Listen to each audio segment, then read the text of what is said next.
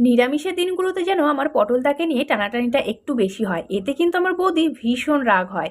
কিন্তু আবার যখন পটলটাকে নিয়ে সবাই একটু প্রশংসা করে তখন আমার বৌদি কিন্তু বেশ এতে খুশিও হয়। আজকে বানাবো নিরামিষ দই পটল, তার জন্য পটলগুলোকে আমি হালকা খোসা রেখে কেটে নিয়েছি। কড়াইতে সর্ষের তেল দিয়ে গরম হয়ে আসলে পটলগুলো নুন দিয়ে হালকা লাল করে ভেজে তুলে নেব। সেই একই তেলের মধ্যে গোটা গরম মশলা, তেজপাতা, কালো জিরে ফোড়ন দিয়ে দিয়ে দেবো আদা কাঁচা লঙ্কা বাটা আর একটা টমেটো বাটা। দিয়ে দেবো জিরের গুঁড়ো, ধনের গুঁড়ো, হলুদ গুঁড়ো, লঙ্কার গুঁড়ো। তারপর মশলাটাকে খুব ভালো করে কষিয়ে নেব। তারপর দিয়ে দেবো টক দই। টক দইয়ের সাথে মশলাটাকে খুব ভালো করে কষিয়ে নিয়ে দিয়ে দেবো স্বাদ মতো চিনি। কিছুক্ষণ নাড়াচাড়া করে মশলা থেকে তেল ছেড়ে গেলে দিয়ে দেবো পটল। পটলের সাথে মশলাকে খুব ভালো করে আরও কিছুক্ষণ কষিয়ে নেব। নামানোর আগে 1 চামচ গরম মশলা, 1 চামচ ঘি দিয়ে নামিয়ে নিলেই কিন্তু তৈরি হয়ে যাবে আমাদের অত্যন্ত সুস্বাদু পটলের রেসিপি।